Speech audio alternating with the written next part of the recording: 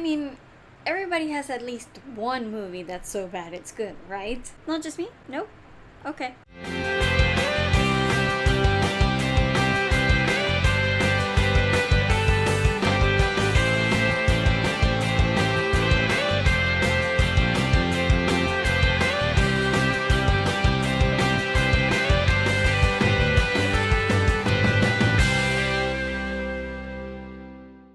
Hi everybody, it's Carla here. This video I'm gonna try to keep a little on the short side because I have a bit of a sore throat today, so I don't want to be talking too much. Of course, when it comes to me, you know that trying is the operative word here because I don't really know how to be concise in anything, so it will probably end up still being like 15 minutes long, but I am going to try my best to keep it on the short end. So what I'm gonna do today is talk about movies, but I won't be talking about the good movies like I did with Captain America Civil War movie, which is great and you have to go see if you haven't yet. I'm going to be talking about movies that aren't so popular, let's just put it that way, for the lack of a better adjective. I love movies. I like going to the theater to see movies. As a rule, I do tend to look up things on Rotten Tomatoes before I go. If there's a movie that I'm kind of mildly interested in and I see that it has bad reviews, I just kind of give up on it. I'm like, I didn't need to see it all that much. If it's a movie that I'm really excited for, I don't usually pay attention to critics' reviews. I mean, I read them because I want to know what they're thinking, but I still go watch it and then make my own opinion. Like, for example, X-Men Apocalypse is coming out next week here, and I will be going to see it if I can find a showing that is not 3D. Come on, people. What is up with movie studios showing stuff 1 week ahead and then only showing it in 3D? That's ridiculous. What's up with that? I don't know. The movie's coming out next week and hopefully I will be going to see it, and I've already been reading reviews and stuff, and let's just put it this way, the critics haven't been nice to it. They didn't like it. Still, X-Men is my lifeblood, so, you know, it is my main comic book movie property of all time. I love the X-Men since I was a child. I grew up with them, with the comic books, with the cartoons, and then with the movies. I love the X-Men. So no amount of bad reviews is going to stop me from watching an X-Men movie, as proven with, I don't know, The Last Stand or that awful Wolverine Origins movie. I will still go see it. I will try my best to enjoy it, but I will have, you know, the reviews, what the critics have been saying, kind of in the back of my mind to measure my excitement against that, because I don't want to be like all fangirly for no reason as well. I do want to be able to tell if the movie has flaws and enjoy it as such, but in that case the reviews for me are sort of a guideline, not necessarily something that I follow. But for the most part, when it comes to movies that I'm not really all that excited for, or movies that aren't that big event type movies, I do tend to listen to reviews. So most of the time I avoid stuff that has really negative reviews, but then there's other times that I don't. Then there's other times that I see a trailer for something and I find it so interesting or so funny, depending on what the genre of the movie is, that even though I go look up the reviews and they're all negative, I'm still like, you know what? I'm still gonna go watch it because the trailer just caught my eye. And sometimes the movies that the critics have bashed mercilessly, I still like. For some reason, I'm not entirely sure, there's just something about the movie that is bad, but still makes me entertained. It's not that I'm completely blinded by excitement or anything. I recognize that the movie is bad, but I still enjoy watching it. So that's what I'm gonna talk about today with you. I'm going to make a list of 8 movies, and that is 8 because I just couldn't think of 10. You know what? I'm starting to believe that maybe lists of 8 is just my thing. I don't know, you guys tell me. 8 movies that I love that everybody else, including critics, hate.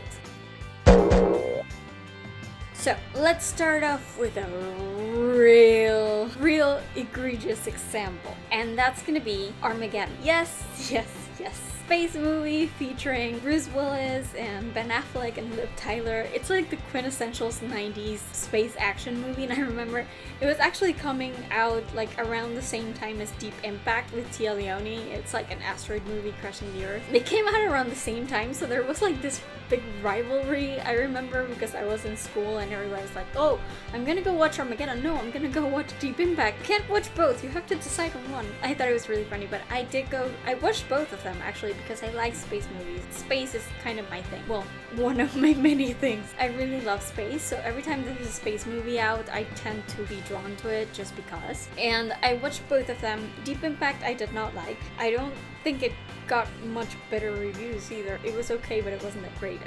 I didn't feel excited when I watched it. Armageddon I loved. It's funny because I'm a science person, okay? I'm an engineer. I've got a master's in material science, and I'm that type of nerd that picks out like all the little science mistakes that are made. Like, I'm the Sheldon Cooper, really. I pick out all the little mistakes that the movies make, or the little moments where they take like creative license with the science, and I point them out. So whoever's sitting with me for a movie that's supposed to be sciencey but really isn't, you're gonna get an earful, because I like to pinpoint everything, and usually when there's too much of that, I get put off. I can understand that there's gotta be some degree of creative license, but dude, try your best. The Martian was like pfft, because it was so great. There was very little in there that was off from the science. There was very little where they took creative liberties. It was actually very scientifically accurate, so I love The Martian. On the other hand, you have something like Interstellar, which, I'm still groaning about Interstellar. It was doing fine for the most part of the movie, and then they start traveling back and forth past the event horizon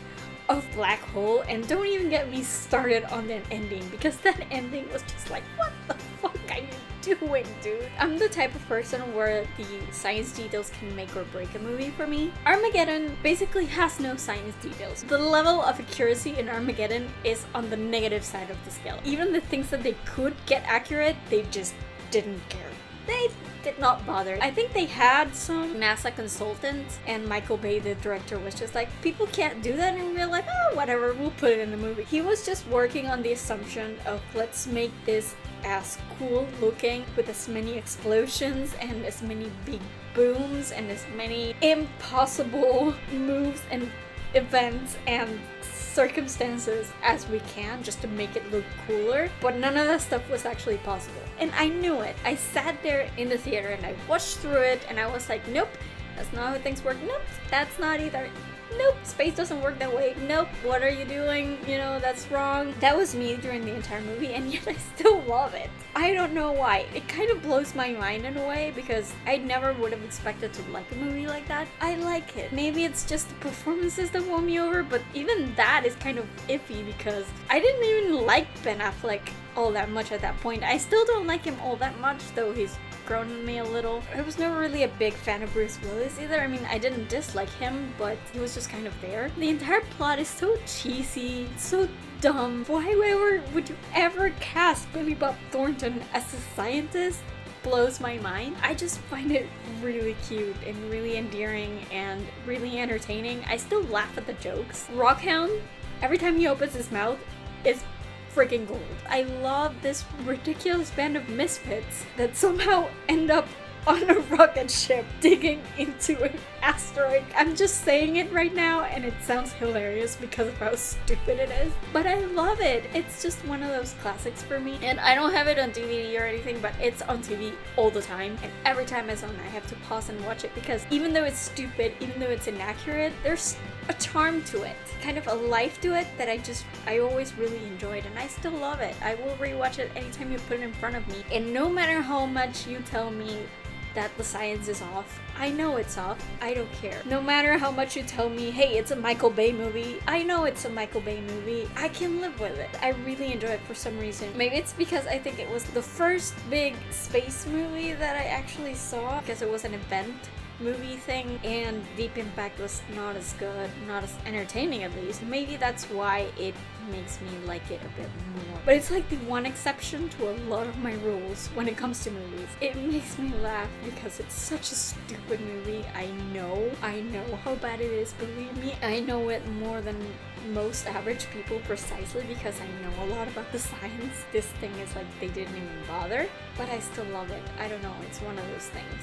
It holds a 39% on Rotten Tomatoes right now. And yeah, I know it's a bad movie, it's just, there's a charm to it, you know? By the way, I forgot to say this, but I'm going to be listing these movies in alphabetical order, so don't think this is like my top 8 or anything. It's a list of 8 in alphabetical order, that's what it is. Number 2.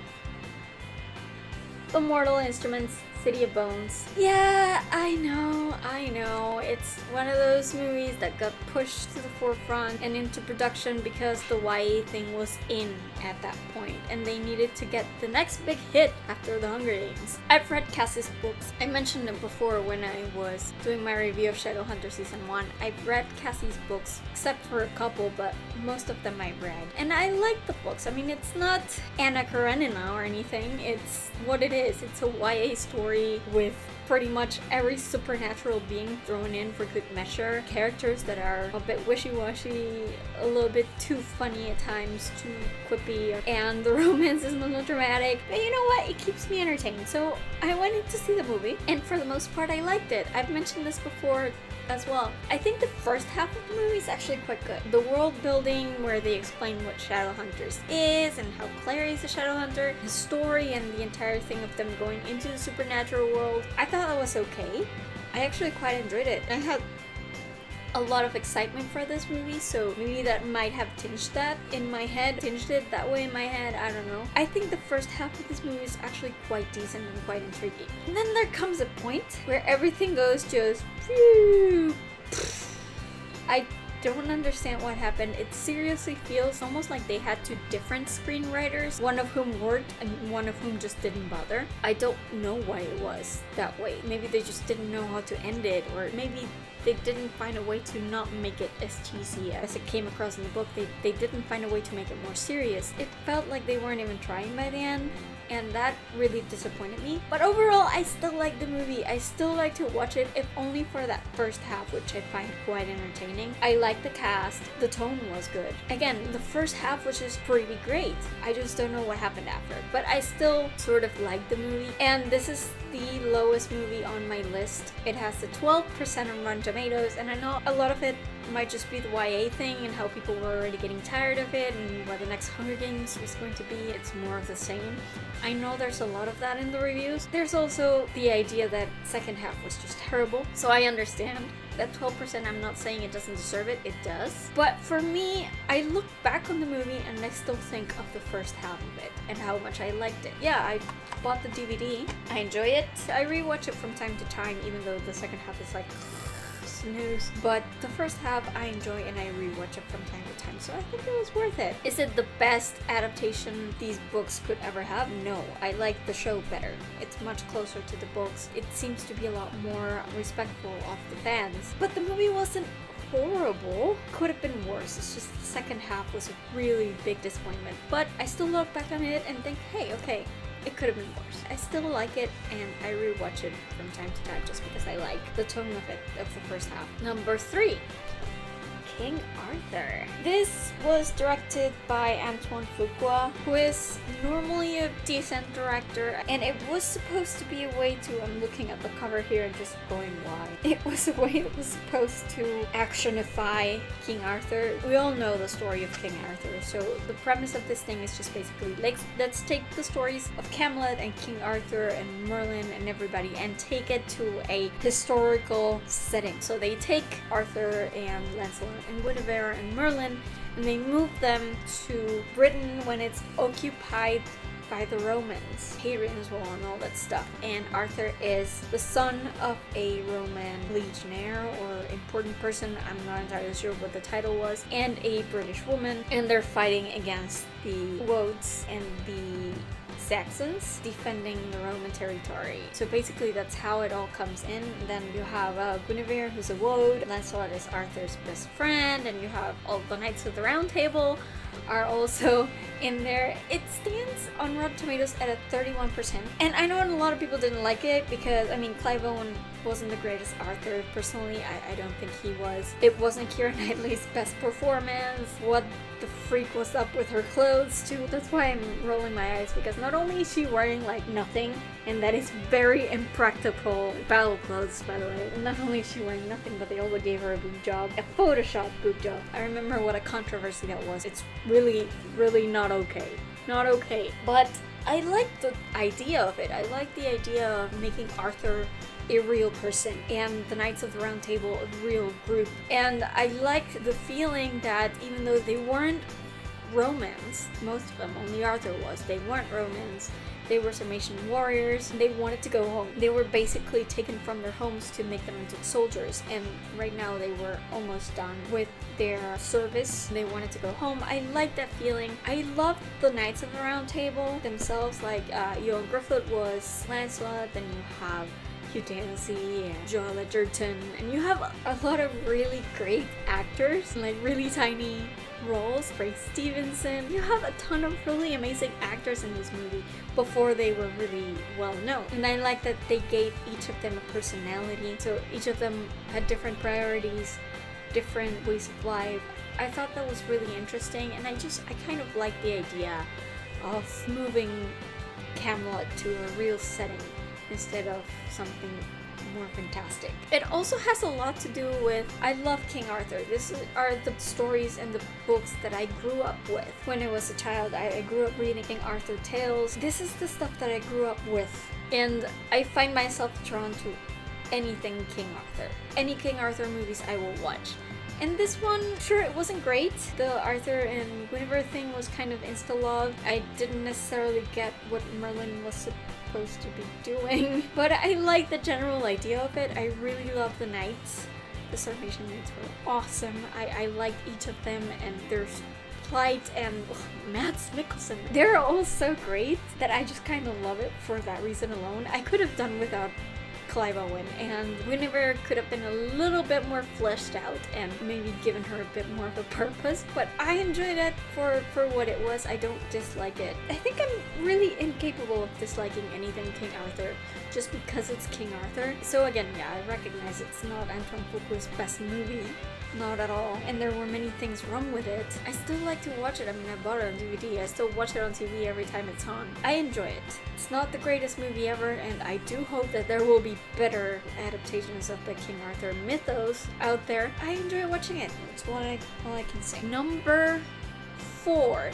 And this is actually kind of related to what I just said, because this is The League of Extraordinary Gentlemen. And I know, this is one of the most reviled movies ever. It stands at a 17% on Rotten Tomatoes. I do recognize, as with all the movies in this list, I do recognize it's not a great movie by any stretch of the imagination. It's not a good movie. It's a bad movie. But here's the thing. When this came out, I don't remember what year it was. I had literally just finished reading 3/4 of these books.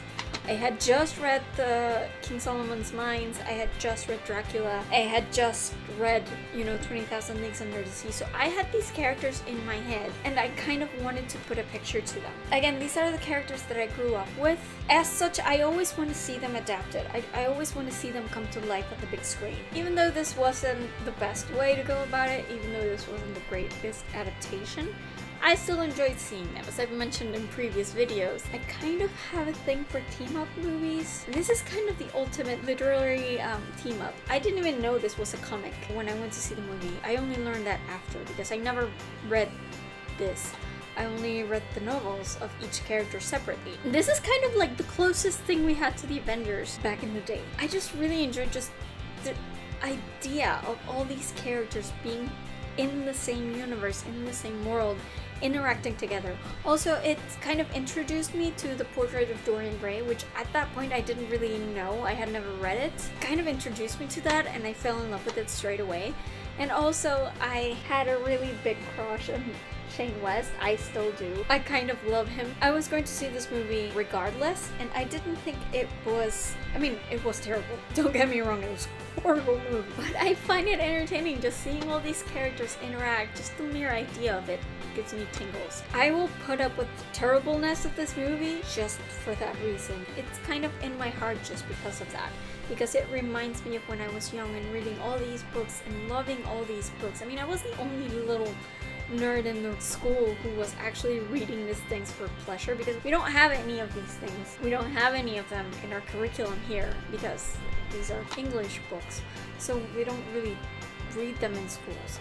I sought them out, I read them when I was a kid, and I wanted to see these characters come to life without having to watch 12 different movies. This one did the job. Yes, it's a terrible movie, I know, but it will always have a special place in my heart just because it was the first big team-up movie, and it just happened to be all these characters that I loved already separately. I like it. I still watch it from time to time, and when it's on TV, I will find myself watching it and really enjoying it, even though it's not great. It's not even really good. I know it's a terrible movie. It's just, it has a special place in my heart that way.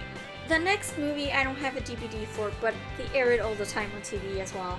So I keep watching it over and over, and that is the Pink Panther. Yes, the one with Steve Martin, which currently holds a 22% on Rotten Tomatoes. This movie, people hate it.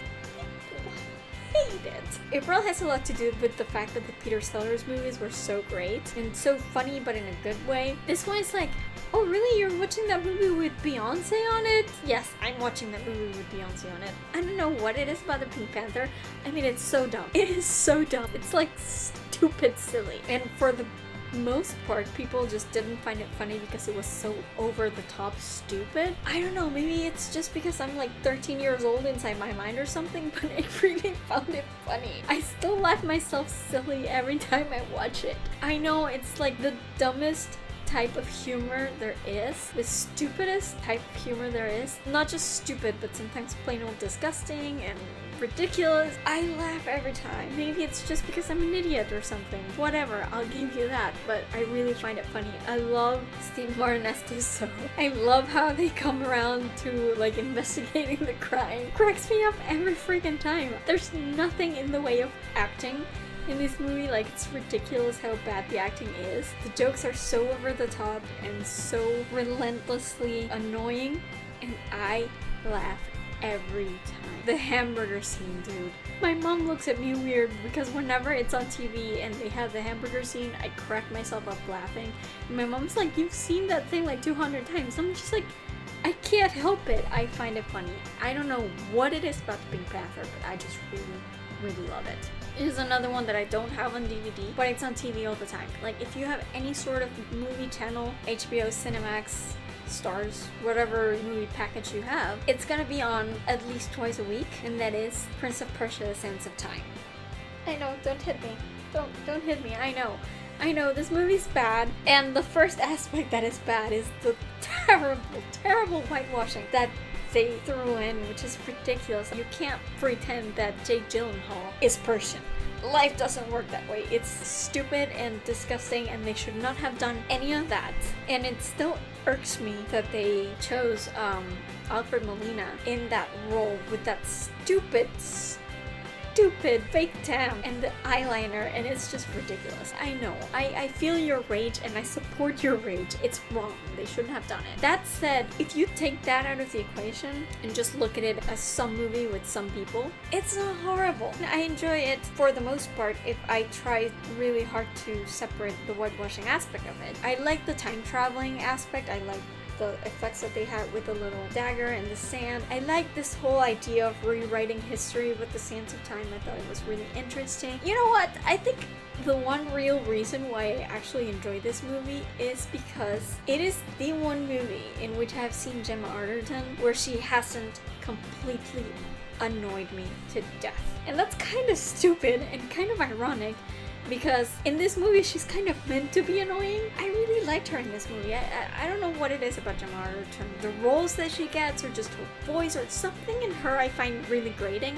But in this movie I can actually stand her, which is good. And I think she had chemistry with Jake Gyllenhaal. I think Jake Gyllenhaal did a great job with the role. I mean, he's a great actor, so why wouldn't he? And I like the supporting cast. It's just, of course, the story wasn't the soundest story ever.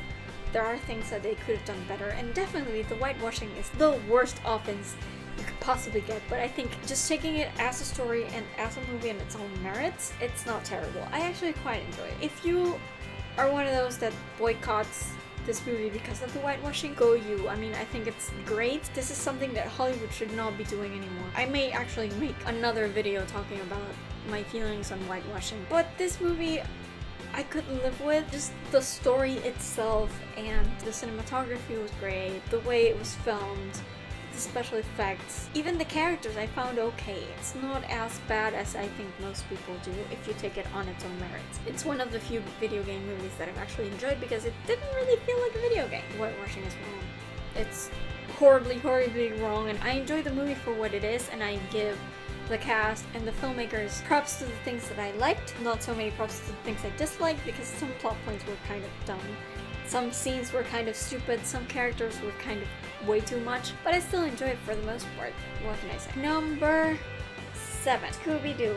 And in this one, I'm going to talk about Scooby-Doo 2, Monsters Unleashed, because the first Scooby-Doo movie I hated. It was dumb. Scooby-Doo is one of my favorite cartoons from when I was a child. I wasn't yet alive when the original series was airing, but I did catch the reruns, and then they started making all those other Scooby-Doo cartoon series. And I've always enjoyed Scooby.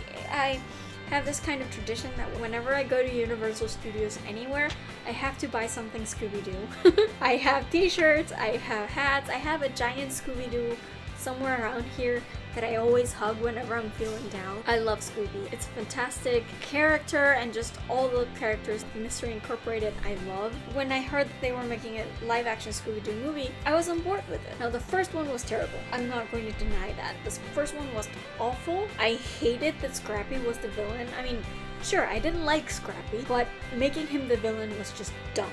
It was a dumb idea. They had like actual ghouls and ghosts and stuff like that. The thing with Scooby-Doo is that they always turned out to be bad guys in disguise, so I hated that part. The plot itself was stupid. The whole thing about them changing bodies was like ridiculous. Second one, however, I really like. And I recognize that it's not a great movie. It has a 21% on Rotten Tomatoes right now, but I enjoyed it a lot more than the first. It actually felt like they were investigating a mystery. And also, I like this whole thing where the Mystery Incorporated people kind of split up, because some of them got famous, some of them were ignored by the press. I could see that happening.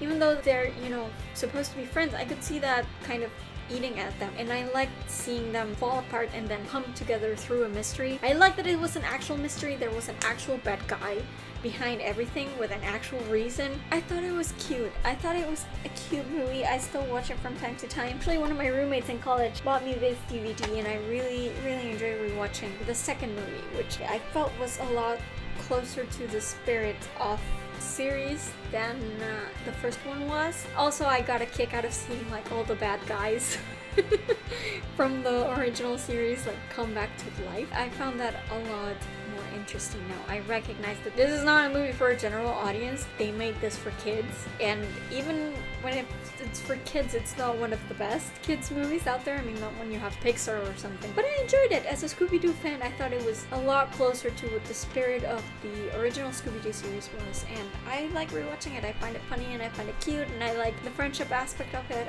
I think it's decent. Even though critics love to hate on these movies, I think it was okay. Last but not least, number 8, Step Up.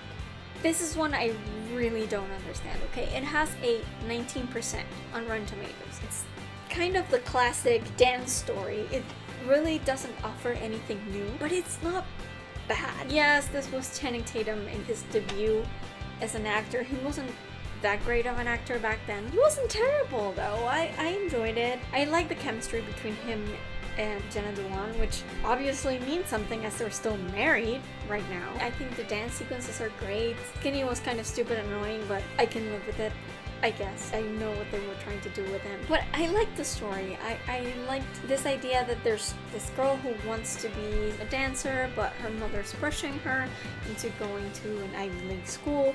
And then this guy from the wrong side of the tracks who thinks he doesn't have any opportunity in life and suddenly finds that opportunity in dancing. I know the story's been done, before it's been done better, but I like it. I enjoy it, and like I've said before, I have a thing for dance movies, and I have a thing for music movies, not musicals, but just movies that involve music, like Pitch Perfect, stuff like that. And dance movies like Footloose.